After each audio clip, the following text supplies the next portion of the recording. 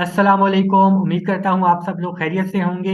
मैं बिलाल अहमद खान न्याजी एक नई वीडियो के साथ आपकी खिदमत में एक बार फिर से हाजिर हूँ। आज की जो हमारी वीडियो है इसका टॉपिक है परमुटेशन।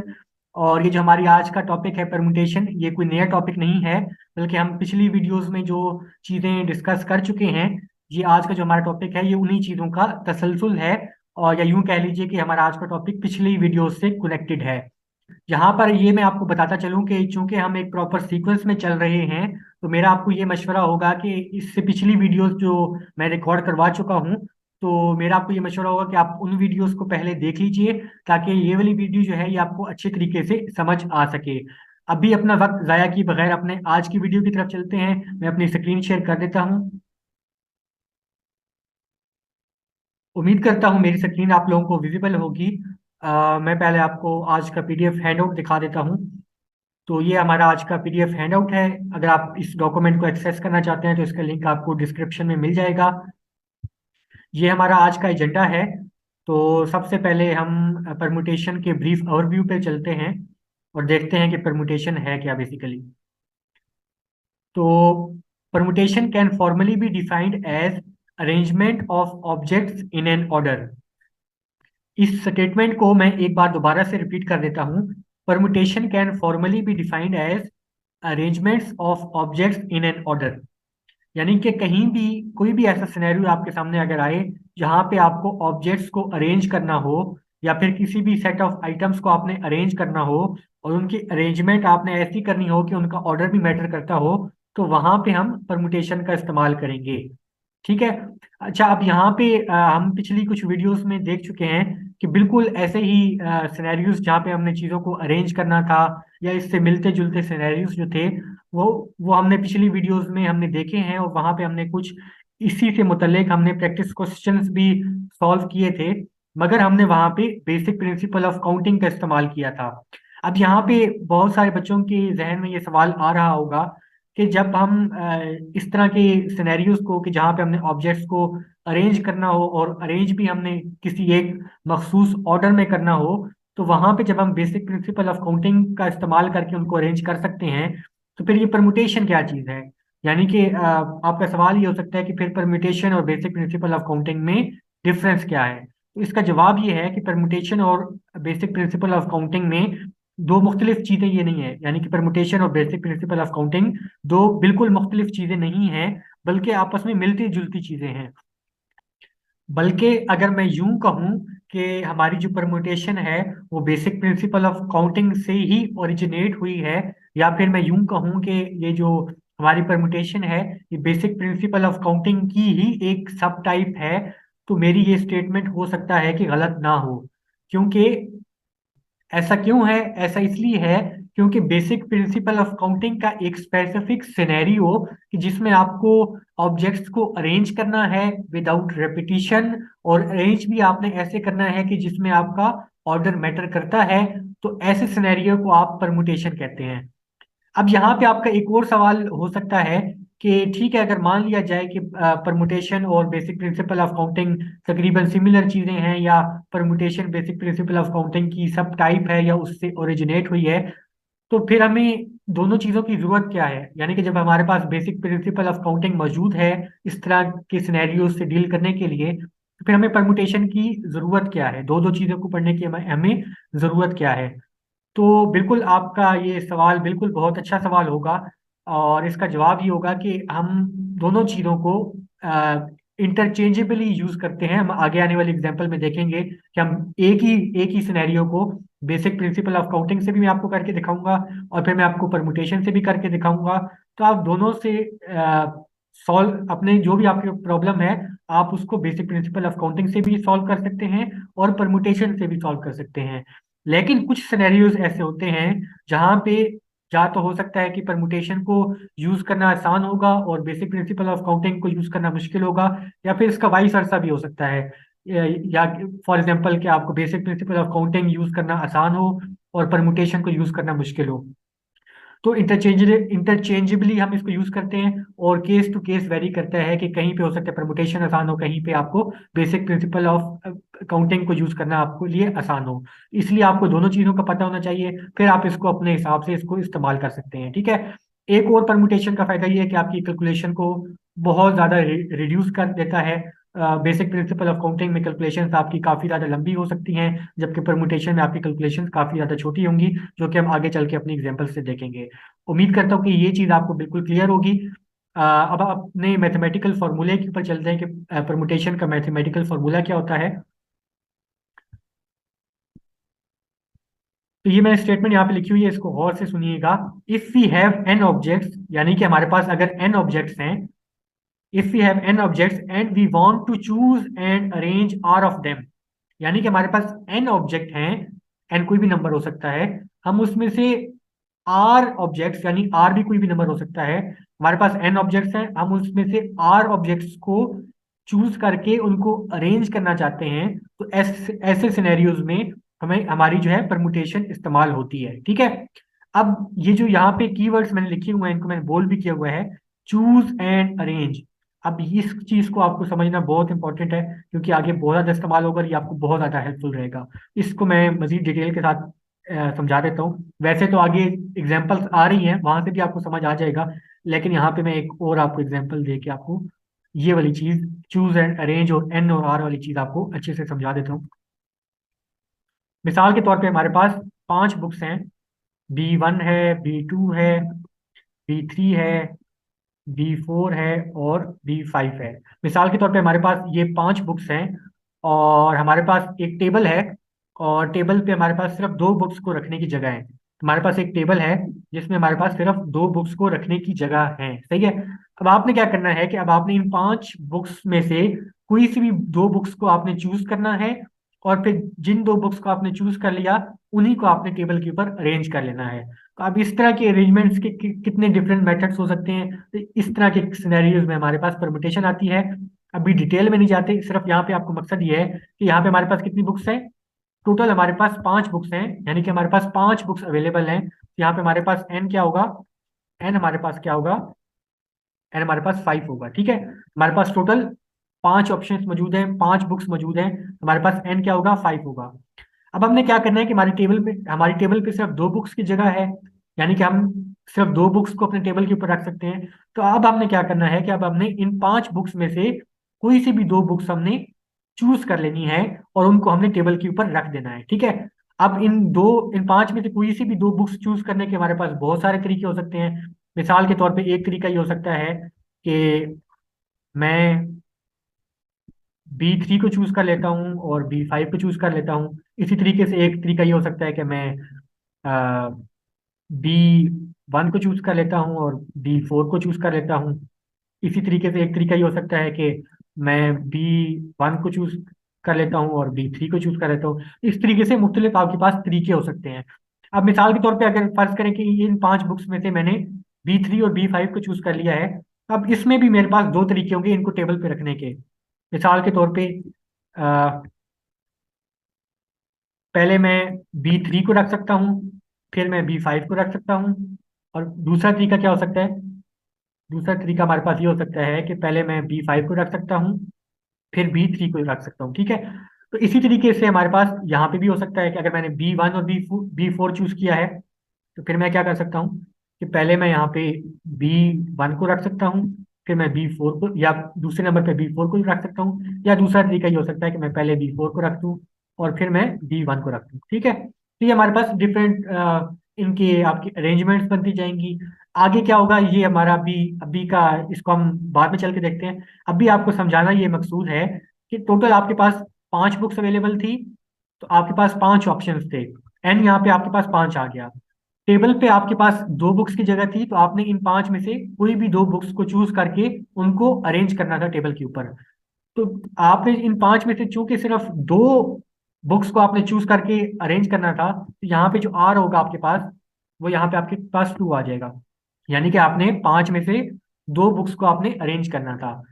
तो यही स्टेटमेंट यहाँ पे लिखी हुई है कि if we have n objects, यानी कि अगर हमारे पास 5 ऑब्जेक्ट्स हैं या एन ऑब्जेक्ट्स हैं, and we want to choose and arrange r of them, यानी कि हम उनमें से आर को चूज या अरेंज करना चाहते हैं, या हम यहाँ पे हमारा R2 है, तो हम उनमें से यानी 5 में से 2 को चूज या अरेंज करना चाहते हैं, तो फिर हम क्या कर सकते हैं, फिर हम ये नीचे वाला फॉर्मूला यूज कर सकते हैं। ठीक है।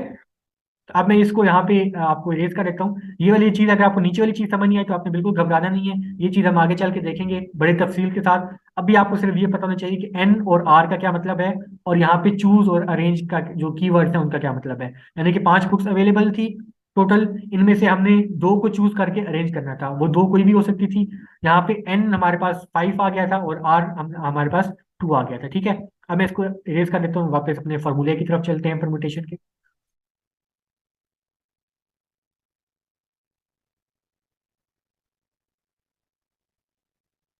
So if we have n objects and we want to choose and arrange r of them, we can use the following formula. अब फॉर्मूला क्या है? अच्छा, फॉर्मूला में हमारे पास जो परमुटेशन है हम उसको p से रिप्रेजेंट करते हैं। तो मिसाल के तौर पे यहाँ पे अगर p लिखा हुआ है, इसका मतलब है परमुटेशन, ठीक है।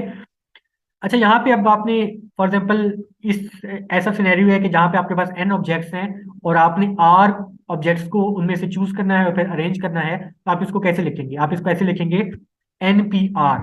अब यहाँ पे आई होप कि आपको नजर आ रहा होगा, अगर नहीं आ रहा तो मैं इसको थोड़ा सा और जूम इन कर देता हूँ।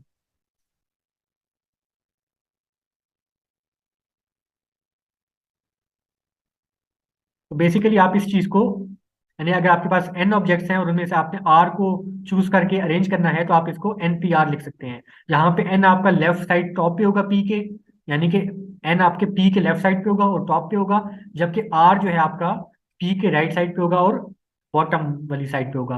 तो NPR आप ऐसे लिखेंगे, यानी कि परमुटेशन को आप ऐसे रिप्रेजेंट करेंगे। यानी कि अगर आपके पास n ऑब्जेक्ट्स हैं, उनमें से आप r को चूज करके अरेंज करना चाहते हैं, तो आप NPR को आप ऐसे लिखेंगे, ठीक है। अच्छा, अब ये एनपीआर, मिसाल के तौर पे हमारे पास एनपीआर क्या था? 5। अभी जो मैंने आपको बुक्स वाली एग्जांपल दी थी वहां पे हमारा N5 था, और पी हम आर हमारा क्या था? 2 था। तो अगर आप इसी एनपीआर को कैलकुलेटर में पुट करेंगे तो आपको डायरेक्टली आंसर मिल जाएगा, यानी कि कितनी आपके पास अरेंजमेंट पॉसिबल है उसका डायरेक्टली आंसर मिल जाएगा। लेकिन अगर आप देखना चाहते हैं कि इसके पीछे मैथमेटिक्स क्या है, तो हमारा ये जो फॉर्मूला है एनपीआर का, ये इक्वल टू होता है n factorial divided by n-r factorial, ठीक है। अब फैक्टोरियल क्या चीज है? हो सकता है कि आप में से कुछ लोगों को ऐसा लग रहा हो कि ये फैक्टोरियल क्या बला है, ये मैं कहाँ से ले आया हूँ फैक्टोरियल को। तो फैक्टोरियल पे हम काफी डिटेल्ड डिस्कशन कर चुके हैं अपनी पिछली वीडियोस में। तो आई वुड सजेस्ट कि अगर आपने मेरी पिछली वीडियो फैक्टोरियल वाली नहीं देखी तो उसका लिंक आपको डिस्क्रिप्शन में मिल जाएगा। आप पहले फैक्टोरियल वाली वीडियो देख लें ताकि आपको ये चीज सही से समझ आ जाए। तो एनपीआर को आप कैसे रिप्रेजेंट, मैथमेटिकली कैसे आप कैलकुलेट कर सकते हैं? इसका मतलब यह है कि एन का फैक्टोरियल डिवाइडेड बाय n-r का फैक्टोरियल, ठीक है। ये सिंपल सी बात है, इसमें कोई आपको यानी कि घबराने वाली चीज नहीं है। ये सिंपल, आपने n का फैक्टोरियल लेना है, उसको डिवाइड कर देना है n-r का फैक्टोरियल। n क्या है, r क्या है, अभी बड़े तफसील से मैंने आपको बताई है। यहाँ पे बस एक चीज का ख्याल रखिएगा कि हमारा जो n है वो हमेशा r के इक्वल होगा या r से बड़ा होगा, या यूं कह लीजिए कि जो हमारा r है वो हमेशा n से छोटा होगा या इक्वल हो सकता है। हमारा r n से बड़ा नहीं हो सकता, ठीक है। अगर ये चीज आपको समझ नहीं आई तो यहाँ पे आप वीडियो को पॉज करें और ठंडे दिमाग से सोचें कि हमारा r n से बड़ा क्यों नहीं हो सकता, ठीक है। इस पे हम आगे चल के भी देखेंगे। तो ये हमारा यहाँ पे मैथमेटिकल फॉर्मूला हो गया। अच्छा, अब ये जो मैंने पिछले कुछ मिनट में आपके साथ गुफ्तगू की है, हो सकता है ये आपके लिए कुछ कंफ्यूजिंग हो या चीज़ें आपको समझ ना आ रही हो, लेकिन आपने बिल्कुल घबराना नहीं है। अब भी हम परमुटेशन की एग्जांपल्स पे चलते हैं। आपको मैं कुछ एग्जांपल्स सॉल्व करवाता हूँ स्टेप बाय स्टेप, एक एक स्टेप आपके सामने रखूंगा। तो बिल्कुल आपके ऊपर एक एक चीज दो दो चार की तरह वाजे हो जाएगी, तो आपने घबराना नहीं है। सबसे पहले अपनी पहली एग्जांपल की तरफ चलते हैं और देखते हैं कि हमारी पहली एग्जांपल क्या है। यहाँ पे हमारी पहली एग्जांपल है, suppose you have invited 3 of your all time favourite cartoon characters. यानी कि आपने आपके जो भी फेवरेट कार्टून कैरेक्टर्स हैं उनमें से आपने 3 को अपने घर पे इनवाइट किया है to your house for a dinner. यानी आपने कोई भी 3 कार्टून कैरेक्टर्स को अपने घर पे इनवाइट किया है डिनर के लिए। अच्छा, यहाँ पे मैंने यहाँ पे आपको ब्रैकेट में लिख दिया कि यानी कि 3 कार्टून कैरेक्टर्स के मैंने नाम लिख दिए हैं, डोरेमोन, टॉम एंड जेरी। तो मिसाल के तौर पे आपने इन 3 कार्टून कैरेक्टर्स को अपने घर पे इनवाइट किया है डिनर के लिए। तो अब आपसे पूछा गया है कि in how many ways can you make them sit on 3 seats in a row. यानी कि अब सवाल ये है कि आपने 3 कार्टून कैरेक्टर्स को अपने घर बुलाया है डिनर के लिए, आपके पास 3 कुर्सियां हैं, आप किस किस तरीके से इन 3 कार्टून कैरेक्टर्स को उन कुर्सियों पर बिठा सकते हैं? अच्छा, यहाँ पे ऑन लाइटर नोट, अगर आपके फेवरेट कार्टून कैरेक्टर्स ये 3 नहीं है या ये 3 आपको पसंद नहीं है, तो यानी कि इसमें आपको नाराज होने वाली कोई बात नहीं है। आप कोई भी कार्टून कैरेक्टर्स अज्यूम कर सकते हैं, मेरे दिमाग में यही आ रहे थे तो मैंने ये तीन यहाँ पे कार्टून कैरेक्टर्स का नाम लिख दिया है, ठीक है। अच्छा, यहाँ पे आपके पास तीन कार्टून कैरेक्टर्स हैं, आपने उन्हें घर पे डिनर पे बुलाया है। अब सवाल यह है कि आप कितने डिफरेंट तरीकों से उनको तीन कुर्सियों के ऊपर बिठा सकते हैं, ठीक है। अगर मैं इस चीज को मैन्युअली सॉल्व करना चाहूँ तो मैन्युअली मैं इस चीज को कैसे सॉल्व कर सकता हूँ कि मैं एक लिस्ट बना लूंगा कि मैं किस किस तरह से अपने मेहमानों को जो मैंने बुलाए हैं उनको मैं कुर्सियों पर बिठा सकता हूँ। मिसाल के तौर पे मैं पहले डोरेमोन को बिठा सकता हूँ पहली सीट पे, फिर मैं टॉम को बिठा सकता हूँ, फिर तीसरी सीट पे मैं जेरी को बिठा सकता हूँ। एक सीटिंग अरेंजमेंट मेरी ये हो सकती है। दूसरी सीटिंग अरेंजमेंट ये हो सकती है कि पहले मैं डोरेमोन को बिठा दूं, फिर मैं जेरी को बिठा दूं, फिर टॉम को बिठा दूं। दूसरी सीटिंग अरेंजमेंट ये हो सकती है। तीसरी सीटिंग अरेंजमेंट ये हो सकती है कि पहले मैं टॉम को बिठा दूं, फिर जेरी, फिर डोरेमोन। चौथी ये हो सकती है कि पहले टॉम, डोरेमोन, फिर जेरी। पांचवी हो सकती है कि पहले जेरी, फिर डोरेमोन, फिर टॉम। फिर छठी ये हो सकती है कि पहले मैं जेरी को बिठा दूं, फिर टॉम को बिठा दूं, फिर डोरेमोन को बिठा दूं, ठीक है। तो ये छह सीटिंग अरेंजमेंट्स हो सकती हैं। इन छह के अलावा कोई और सीटिंग अरेंजमेंट नहीं हो सकती। ये मैन्युअली मैंने जितनी पॉसिबल थी सीटिंग अरेंजमेंट्स, उनकी मैंने लिस्ट यहाँ पे आपके सामने बना दी है, ठीक है। अच्छा, यहाँ पे मैं थोड़ा जल्दी जल्दी चलूंगा क्योंकि ये चीज़ हम पहले वाली वीडियोस में भी कवर कर चुके हैं। तो आई होप कि आपको प्रोसीजर से वाकिफ होंगे कि मैं यहाँ पे कर क्या रहा हूँ। तो अगर आप मैन्युअली करेंगे तो आप इस तरह से छह मुख्तलिफ सीटिंग अरेंजमेंट्स की लिस्ट बना लेंगे और इस तरीके से आप बता देंगे कि टोटल छह मुख्तलिफ सीटिंग अरेंजमेंट्स पॉसिबल हैं। अब इसी चीज को अगर आप बेसिक प्रिंसिपल ऑफ काउंटिंग से सॉल्व करना चाहें तो आप बेसिक प्रिंसिपल ऑफ काउंटिंग को यहाँ पे कैसे इस्तेमाल कर सकते हैं। अच्छा, बेसिक प्रिंसिपल ऑफ काउंटिंग पे हम बड़ी तफसील के साथ पहले गुफ्तगू कर चुके हैं। एक एक स्टेप मैंने आपके सामने रखा था। तो अगर आपने मेरी पिछली वीडियो नहीं देखी तो बेसिक प्रिंसिपल ऑफ काउंटिंग वाली, उसका लिंक आपको डिस्क्रिप्शन में मिल जाएगा। मेरा आपको ये मशवरा होगा कि पहले आप वो वाली वीडियो देख लें क्योंकि यहाँ पे मैं थोड़ा जल्दी जल्दी चल रहा हूँ। पिछली वीडियो में मैंने इसको काफी तफसील से इसको समझाया हुआ है, ठीक है। अच्छा, बेसिक प्रिंसिपल ऑफ काउंटिंग में पहले स्टेप पे हम क्या करते हैं कि हमारे पास चूंकि तीन कुर्सियां हैं, तो हम सबसे पहले क्या करते हैं कि हम हमारी सीटिंग अरेंजमेंट में तीन कुर्सियां इन्वॉल्व हैं। तो हम यहाँ पे क्या करेंगे, हम तीन ब्लैंक्स डाल देंगे या तीन खाली जगह यहाँ पे डाल देंगे और बीच में हमारा मल्टीप्लिकेशन का सिंबल आ जाएगा, ठीक है। स्टेप टू में हमने देखना था कि हमारी ब्लैंक्स को फिल करने के लिए हमारे पास कितने ऑप्शन मौजूद हैं। तो पहली ब्लैंक को फिल करने के लिए हमारे पास तीन ऑप्शंस मौजूद हैं, यानी कि पहली पहली कुर्सी पे आप डोरेमोन को बिठा सकते हैं, टॉम को बिठा सकते हैं या जेरी को बिठा सकते हैं। इन तीनों में से किसी भी एक को बिठा सकते हैं, ठीक है। अच्छा, पहली सीट में इन तीनों में से किसी को भी आप बिठा देंगे तो एक को तो आपने पहली सीट पे बिठा दिया।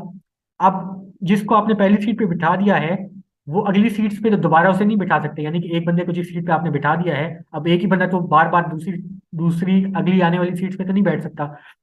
तो यानी कि एक फॉर एग्जाम्पल अगर आपने डोरेमोन को पहली सीट पे बिठा दिया है तो अब आपके पास ऑप्शन जो हैं वो टॉम एंड जेरी बच गए हैं, ठीक है। तो सेकंड ब्लैंक के लिए चूंकि रेपिटेशन यहाँ पे अलाउड नहीं है, और चूंकि यहाँ पे रेपिटेशन अलाउड नहीं है, तो सेकंड ब्लैंक के लिए आपके पास दो ऑप्शन बच जाएंगे। और सिमिलरली थर्ड ब्लैंक के लिए आपके पास सिर्फ एक ऑप्शन बच जाएगा। ये हम काफी डिटेल के साथ पहले भी पढ़ चुके हैं। अगर आपको यहाँ से थोड़ा सा ऐसा लग रहा है कि मैं थोड़ा तेज चल रहा हूँ तो आप पिछली वीडियो में जाके इसको दोबारा से समझ सकते हैं, ठीक है। तीसरे स्टेप में हमने क्या करना था कि हमारी जो ब्लैंक्स थी हमने उनको फिल कर लेना था जो कि हमारे पास ऑप्शंस मौजूद थे। तो पहली ब्लैंक के लिए हमारे पास तीन ऑप्शंस मौजूद थे, यानी तीन कार्टून कैरेक्टर्स में से हम किसी को भी पहली कुर्सी के ऊपर बिठा सकते थे। एक को जब हमने पहली कुर्सी पे बिठा दिया तो फिर दूसरी कुर्सी के लिए हमारे पास दो बच गए थे कार्टून कैरेक्टर्स, तो सेकंड ब्लैंक में हमने टू लिख दिया। और जबकि थर्ड ब्लैंक के लिए हमारे पास सिर्फ एक कार्टून कैरेक्टर बच गया था, तो थर्ड ब्लैंक पे हमने वन लिख दिया। अब सिर्फ आपने 3 इंटू 2 इंटू 1 को आपने जो है वो कैलकुलेट कर लेना है, तो आपके पास जो है इस प्रॉब्लम का या इस क्वेश्चन का आपके पास आंसर आ जाएगा।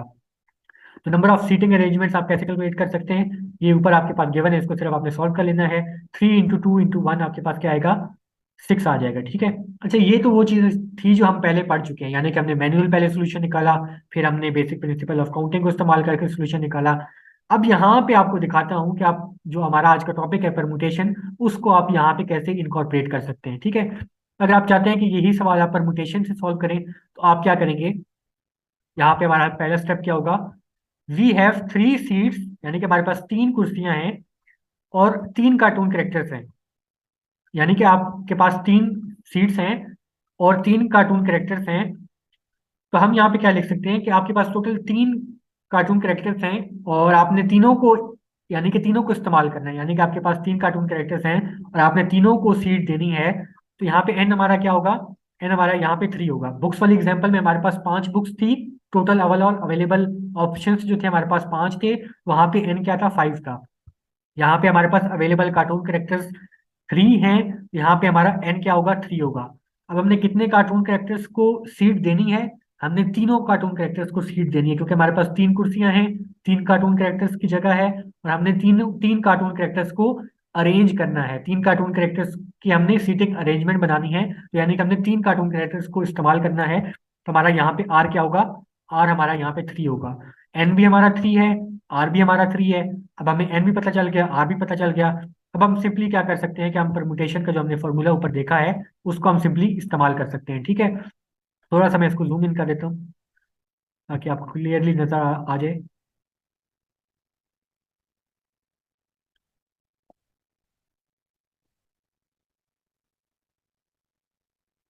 तो एन चूंकि हमारे पास एनपीआर ये हमारे फॉर्मूला ऊपर देख चुके हैं, अब इस फॉर्मूला में एन हमारे पास क्या है, 3 है, जबकि आर भी हमारे पास 3 है, ठीक है।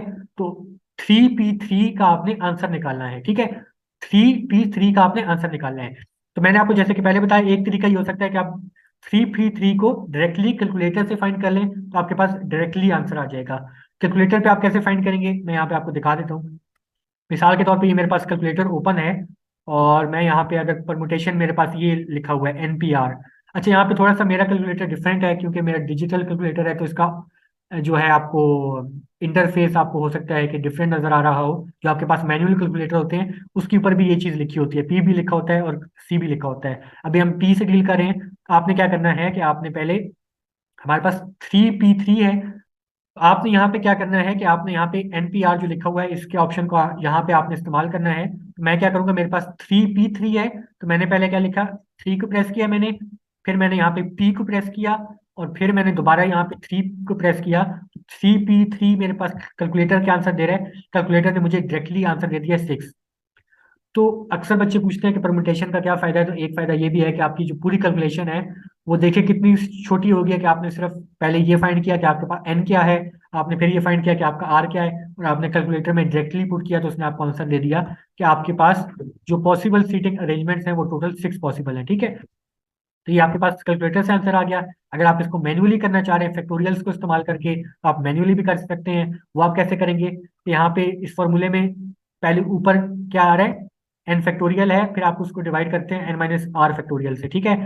तो एन हमारे पास क्या है, एन हमारे पास 3 है, तो हमने ऊपर क्या लिखा है, 3 फैक्टोरियल लिखा है। फिर हमने इसको किस चीज से डिवाइड करना है, एन माइनस आर फैक्टोरियल से डिवाइड करना है। तो चूंकि एन और आर 3 हैं, तो हम किस चीज से डिवाइड करेंगे, 3 - 3 के फैक्टोरियल से डिवाइड करेंगे। जब हम इस पूरी स्टेटमेंट को सिंप्लीफाई करेंगे तो हमारे पास कुछ इस तरह का ये आ जाएगा, यानी कि हमारा जो डिनोमिनेटर वाली साइड है वो 0 हो जाएगी, यानी 3 - 3 0 हो जाएगा। तो अब हमने ये अपनी पिछली वीडियोस में पढ़ रखा है कि 0 का फैक्टोरियल क्या होता है, 0 का फैक्टोरियल हमारा 1 होता है, ठीक है। तो इसको जब आप सिंप्लीफाई करेंगे तो आपके पास आंसर क्या आएगा, 6 आएगा, क्योंकि 3 का फैक्टोरियल क्या होता है, 6 होता है। ये हम पिछली वीडियोस में काफी डिटेल के साथ कवर कर चुके हैं। तो अगर आप लोगों को यहाँ पे चीजें समझ नहीं आ रही, तो आपको मैं ये सजेस्ट करूंगा आप पिछली वीडियो में जाके दोबारा से सही से समझ सकते हैं, ठीक है। तो यहाँ पे हमने क्या किया कि हमने फैक्टोरियल्स को इस्तेमाल करके भी हम आंसर निकाल सकते हैं। यहाँ पे 3 का फैक्टोरियल का क्या मतलब होगा, 3 × 2 × 1, तो 3 × 2 क्या होगा, 6 होगा, तो आपके पास आंसर क्या आ जाएगा, 6 आ जाएगा, ठीक है। उम्मीद करता हूँ कि ये वाली एग्जाम्पल आपको समझ आई होगी। अब जल्दी से अपनी अगली एग्जाम्पल की तरफ चलते हैं और देखते हैं कि हमारी अगली एग्जाम्पल क्या है। अच्छा, उस अगली एग्जाम्पल पे जाने से पहले मैं आपको यहाँ पे बता दूं कि मैंने आपको 3 तरीकों से करके दिखा दिया है। मैंने आपको मैन्युअली भी करके दिखाया है, मैंने आपको बेसिक प्रिंसिपल ऑफ काउंटिंग से भी ये प्रॉब्लम सॉल्व करके दिखाया है, और फिर मैंने आपको परमुटेशन से भी सॉल्व करके दिखाया है। तो आपको हर तरीके से प्रॉब्लम को सॉल्व करना आना चाहिए, क्योंकि आपको कभी भी किसी की जरूरत पड़ सकती है, क्योंकि कभी भी ऐसा हो सकता है कि हो सकता है कि बेसिक प्रिंसिपल ऑफ काउंटिंग को इस्तेमाल करने की आप पोजीशन में ना हो, या उसको इस्तेमाल करना थोड़ा सा मुश्किल हो, और परमुटेशन को इस्तेमाल करना आसान है तो आप परमुटेशन को इस्तेमाल कर लें। अगर आपको ऐसा लग रहा है कि बेसिक प्रिंसिपल ऑफ काउंटिंग को इस्तेमाल करना आसान है तो आप बेसिक प्रिंसिपल ऑफ काउंटिंग को इस्तेमाल कर लें। अगर आपको लग रहा है कि परमुटेशन को इस्तेमाल करना आसान है तो आप परमुटेशन को इस्तेमाल कर लें। तो इट्स टोटली योर चॉइस। लेकिन परमुटेशन का फायदा मैंने आपको बता दिया है कि आपकी कैलकुलेशन बिल्कुल सिंपल हो जाती है। मिसाल के तौर पर मैंने यहाँ पे बजाय इसके कि मैं इतना बड़ा झंझट करता, इतने बड़े झंझट में पड़ता, मैंने सिर्फ एन और पी अपना निकाला है कि एन मेरा 3 था, सॉरी एन और आर निकाला है कि एन अब मेरा 3 था और आर भी 3 था, तो मैंने डायरेक्टली जो है वो फिर उसका आंसर मैंने 6 निकाल लिया। ठीक है, अब अपनी एग्जाम्पल 2 की तरफ चलते हैं। एग्जाम्पल टू मुझे क्या गई दी, एग्जाम्पल टू में मुझे क्या गिवन है, सपोज वी हैव 4 अल्फाबेट्स, यानी कि हमारे पास सपोज कर लें कि 4 अल्फाबेट्स हैं, A B C and D, यानी कि हमारे पास सिर्फ 4 अल्फाबेट्स हैं। How many unique 3 letter words, meaningful और meaningless both, can we make with these alphabets. यानी कि हमारे पास 4 टोटल अल्फाबेट्स हैं, और अब हमसे कहा गया है कि हमने 3 लेटर वर्ड्स बनाने हैं इन 4 अल्फाबेट्स को इस्तेमाल करके। यानी कि हमने वर्ड्स बनाने हैं 3 लेटर वर्ड्स, और उन 3 लेटर वर्ड्स में हमने सिर्फ इन 4 अल्फाबेट्स को इस्तेमाल करना है। अब वो हमसे पूछ रहे हैं कि कितने ऐसे हम वर्ड्स बना सकते हैं, और यहाँ पे मैंने ब्रैकेट में लिखा हुआ है कि वो वर्ड्स मीनिंगफुल भी हो सकते हैं, यानी उनका कोई मतलब भी हो सकता है, और ऐसा भी हो सकता है कि उनका कोई मतलब ना हो। ठीक है, अगर आप इसको मैन्युअली करना चाहेंगे, और अगर आप चाहें कि इस प्रॉब्लम को मैं मैन्युअली सॉल्व करना चाहूँ, तो आप इस तरीके से लंबी सी लिस्ट बनाएंगे। तो यहाँ पे मैंने सारे पॉसिबल वर्ड्स लिख दिए हैं जितने पॉसिबल थे, यानी कि जितने 3 लेटर वर्ड्स पॉसिबल थे ए बी सी और डी को इस्तेमाल करके बनाए जा सकते थे, उनकी लिस्ट मैंने यहाँ पे लिख दी है। हो सकता है इनमें से कोई कोई मैंने छोटी मोटी कोई गलती भी कर दी हो, या हो सकता है कि मेरे से कोई गलती भी हो गई हो। तो मैन्युअली चीज़ों को सॉल्व करने में काफ़ी ज़्यादा हमारा टाइम भी लगता है, उसमें काफ़ी ज़्यादा गलतियाँ भी होती हैं, और काफ़ी ज़्यादा उसमें हमें मुश्किलात का सामना भी करना पड़ता है। तो इसलिए मैन्युअली मैंने आपको करके तो दिखा दिया है, लेकिन मैन्युअली हम कभी करते नहीं है। तो हम या तो फिर बेसिक प्रिंसिपल ऑफ काउंटिंग में जाएंगे, या फिर हम परमुटेशन को इस्तेमाल करेंगे। ठीक है, अब चलते हैं कि इसी प्रॉब्लम को अगर हम बेसिक प्रिंसिपल ऑफ काउंटिंग से इस्तेमाल करना चाहें, यानी इसको बेसिक प्रिंसिपल ऑफ काउंटिंग से हल करना चाहें, तो कैसे करेंगे। Again basic principle of counting में पहला स्टेप क्या होता है कि चूंकि हमारे वर्ड्स जो वर्ड हमने बनाने हैं उसमें सिर्फ तीन तीन लेटर्स को हमने इस्तेमाल करना है, यानी कि हमने 3 लेटर वर्ड्स बनाने हैं, तो हम सबसे पहले क्या करेंगे, 3 ब्लैंक्स को पुट कर देंगे। ठीक है, यहाँ पे यानी कि हमने 3 ब्लैंक्स पुट कर दी। अच्छा, एक और चीज यहाँ पे आप ध्यान रख लें कि यहाँ पे मैंने यहाँ पे ब्रैकेट में लिखा हुआ है कि विदाउट रिपीटिशन ऑफ अल्फाबेट्स, तो यानी कि आप अल्फाबेट्स को रिपीट नहीं कर सकते। ठीक है, मैंने यहाँ पे 3 ब्लैंक्स डाली हैं। अब चूंकि हम अल्फाबेट्स को रिपीट नहीं कर सकते, और हमारे पास टोटल 4 जो है वो अल्फाबेट्स हैं, तो पहली ब्लैंक को फिल करने के लिए हमारे पास कितने अल्फाबेट्स मौजूद हैं, कितने ऑप्शंस मौजूद हैं। पहली ब्लैंक को फिल करने के लिए हमारे पास 4 ऑप्शंस मौजूद हैं, दूसरी ब्लैंक को फिल करने के लिए हमारे पास 3 ऑप्शंस मौजूद हैं, और जबकि तीसरी ब्लैंक को फिल करने के लिए हमारे पास 2 ऑप्शंस मौजूद हैं। ठीक है, तो अब हमने क्या करना है, इस 4 इंटू 3 इंटू 2 का हमने सिंप्लीफाई कर देना है, यानी इसका कैलकुलेट कर लेना, आंसर कैलकुलेट कर लेना है। हमारे पास जो आंसर आएगा, नंबर ऑफ वर्ड्स आएगा, आएंगे वो 24 ऐसे वर्ड्स पॉसिबल होंगे जो कि हम ए बी सी और डी को इस्तेमाल के करके बना सकते हैं, जो कि 3 लेटर वर्ड होंगे। तो बेसिक प्रिंसिपल ऑफ काउंटिंग से भी हमारे पास जो आंसर आया वो 24 आया है। जो मैन्युअली मैंने यहाँ पे लिस्ट बनाई है, इससे भी आंसर 24 आया है। अब चलते हैं कि आप इसको परमुटेशन से इसी प्रॉब्लम को कैसे सॉल्व करेंगे। परमुटेशन में आपके पास सबसे पहला स्टेप क्या होता है कि आपने सबसे पहले स्टेप में क्या करना होता है, आपने देखना होता है कि आपका एन क्या है और आपका आर क्या है। तो यहाँ पे चूंकि हमारे पास 4 अल्फाबेट्स अवेलेबल हैं, यानी ए बी सी और डी, हमारे पास 4 अल्फाबेट्स अवेलेबल हैं, और इन 4 में से हमने कोई भी 3 अल्फाबेट्स को हमने चूज करके उनको अरेंज करना है, यानी उनसे हमने डिफरेंट वर्ड्स बनाने हैं, और तो हमने देखना है कि उसकी कितनी पॉसिबिलिटीज हैं। तो यहाँ पे चूंकि हमारे पास 4 अल्फाबेट्स टोटल में अवेलेबल हैं, यानी 4 ऑप्शंस अवेलेबल हैं, तो यहाँ पे हमारे पास एन क्या होगा, 4 होगा। अब इन 4 में से हमने कितने कितने अल्फाबेट्स को हमने चूज करना है और उनको चूज करके अरेंज करना है, तो वो हमने 3 को चूज करना है, क्योंकि हमने 3 लेटर्स वर्ड बनाना था ना, तो हमने इन 4 में से किसी भी 3 अल्फाबेट्स को हमने चूज करना है, सबसे पहले सिलेक्ट करना है, और फिर उनको हमने अरेंज कर देना है। तो यहाँ पे एन हमारा 4 होगा, आर हमारा 3 होगा। स्टेप 2 में क्या करना है कि हमने ये जो हमने फॉर्मूला पढ़ा हुआ है परमुटेशन का, इसमें सिंपली हमने एन और आर की वैल्यू हमने रिप्लेस कर देनी है। तो एन पी आर का हमने ये फॉर्मूला पढ़ा है, एन हमारा 4 है, आर हमारा 3 है, तो हम इसको इस तरह से लिख लेंगे, और इसकी जो मैथमेटिकल फॉर्म आएगी वो ये आएगी कि 4 फैक्टोरियल डिवाइडेड बाई 4 - 3 का होल फैक्टोरियल। ठीक है, अच्छा, अब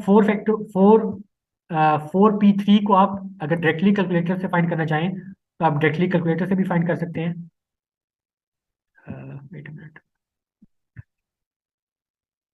अगर आप इसको डायरेक्टली कैलकुलेटर से फाइंड करना चाहें तो आप क्या करेंगे, आपने 4p3 फाइंड करना है, तो सबसे पहले आप 4 लिखेंगे, उसके बाद आप p लिखेंगे, उसके बाद आप 3 लिखेंगे, तो आपके पास आंसर आ जाएगा। तो आंसर यहाँ पे आपके पास आ गया 24 आंसर आ गया, ठीक है। तो यानी कि आप इतना शॉर्ट सा चीज है, आपने सबसे पहले एन फाइंड करना है, आपने फिर आर फाइंड करना है, और फिर आपने कैलकुलेटर से एन पी आर की वैल्यू अगर आप फाइंड कर लेंगे तो आपके पास क्या आ जाएगा, आंसर 24 आ जाएगा। अगर आप इसको मैथमेटिकली सॉल्व करना चाहते हैं तो वो कैसे करेंगे, आपके पास यहाँ पे 4 फैक्टोरियल डिवाइडेड बाई 4 - 3 फैक्टोरियल था। तो 4 - 3 क्या होता है, 1 होता है। तो आपके डिनोमिनेटर में 1 फैक्टोरियल आ जाएगा। हम पहले ही पढ़ चुके हैं कि 1 फैक्टोरियल क्या होता है, 1 होता है। तो ये यानी कि हम इसको हटा भी दें 1 फैक्टोरियल को, चूंकि 1 होता है तो इससे कोई इफेक्ट नहीं पड़ेगा। तो हमारा ऊपर क्या है, 4 फैक्टोरियल है। और 4 फैक्टोरियल का क्या मतलब है, 4 फैक्टोरियल का अगर मैं यहाँ पे आपको लिख के दिखा दूं, हमारा 4 फैक्टोरियल का हमारा क्या मतलब है, 4 फैक्टोरियल हमारा होता है 4 × 3 × 2 × 1। तो 4 फैक्टोरियल हमारा ये होता है, और हमें पता है 4 × 3 12 होता है, 12 × 2 हमारा 24 होता है। आंसर हमारे पास 24 आ जाएगा, ठीक है। तो इस तरीके से हमने ये वाला सवाल परमुटेशन को इस्तेमाल करके भी सॉल्व कर लिया है। उसके अलावा हमने बेसिक प्रिंसिपल ऑफ काउंटिंग को भी इस्तेमाल करके ये सॉल्व करके दिखाया मैंने आपको। और इसके अलावा मैंने आपको मैन्युअली भी एक पूरी लिस्ट बना के दिखाई थी कि आप इसको कैसे सॉल्व करेंगे। अब इनमें से जो सा तरीका आपको पसंद है आप वो इस्तेमाल कर सकते हैं। कुछ मौके ऐसे होंगे, कुछ केसेस ऐसे होंगे जहाँ पे आपको परमुटेशन का इस्तेमाल करना आसान लगेगा। कुछ ऐसे मौके होंगे कि जहाँ पे आपको बेसिक प्रिंसिपल ऑफ काउंटिंग का इस्तेमाल करना आसान लगेगा। आपको ये दोनों चीजें आनी चाहिए, क्योंकि अगर आप इस चीज में एक्सेल करना चाहते हैं तो आपको हर चीज का पता होना चाहिए। यानी कि कोई ऐसा सिनेरियो हो सकता है कि जहाँ पे बेसिक प्रिंसिपल ऑफ काउंटिंग को इस्तेमाल करना मुश्किल हो तो आपको परमुटेशन आती हो, और अगर परमुटेशन का इस्तेमाल करना मुश्किल हो तो आपको बेसिक प्रिंसिपल ऑफ काउंटिंग आती हो, ठीक है। तो उम्मीद करता हूँ कि ये चीज़ आपको पूरी सही से समझ आ गई होगी। तो आज की वीडियो में हमने क्या देखा, मैंने आपको सबसे पहले बताया कि हमारा परमुटेशन का क्या होती है, परमुटेशन का मैथमेटिकल फार्मूला मैंने आपको बताया। बड़े ही तफसील से बताया कि आपको परमुटेशन में का एग्जैक्टली मतलब क्या है, उसमें एन क्या होता है, उसमें आर क्या होता है। और फिर मैंने आपको बताया कि उसकी इंपॉर्टेंस क्या है, उसको मैंने रिलेट करके आपको दिखाया बेसिक प्रिंसिपल ऑफ काउंटिंग के साथ। और फिर आपको मैंने आपके सामने एग्जांपल्स रखी, और एग्जांपल्स में भी मैंने आपको मैन्युअली भी सॉल्व करके दिखाई, मैंने बेसिक प्रिंसिपल ऑफ काउंटिंग से भी सॉल्व करके दिखाई, और फिर मैंने परमुटेशन से भी आपको सॉल्व करके दिखाई। और एक एक स्टेप मैंने आपके सामने रखा ताकि हर चीज बिल्कुल दूध के दूध और पानी के पानी की तरह बिल्कुल वादे हो जाए। तो अब तक हम जो कुछ भी पढ़ चुके हैं, इसमें से अगर आपका कोई सवाल है या कोई चीज़ आपको समझ नहीं आई तो आप बिला झिझक कमेंट सेक्शन का इस्तेमाल कर सकते हैं। हमारी आज की ये वीडियो यहीं पर अपने अख्ताम को पहुंचती है। अपनी आगे आने वाली वीडियोस में हम परमुटेशन के हवाले से कुछ प्रैक्टिस क्वेश्चन सॉल्व करेंगे। एक एक प्रैक्टिस क्वेश्चन आपके सामने रखूंगा, उसको स्टेप बाय स्टेप डिटेल के साथ आपको सॉल्व करके दिखाऊंगा, ताकि अभी भी अगर आपको परमुटेशन के हवाले से कोई कंफ्यूजन आपके जहन में बाकी है तो उसको दूर किया जा सके, और जो हमारे जितने भी कॉन्सेप्ट हम पढ़ चुके हैं उन पे हमारी ग्रिप जो है वो मजीद मजबूत हो सके। उम्मीद करता हूँ ये वीडियो आपको पसंद आई होगी। अगली मुलाकात तक के लिए मुझे इजाज़त दीजिए, अपना ख्याल रखिएगा और मुझे दुआ में याद रखिएगा। शुक्रिया।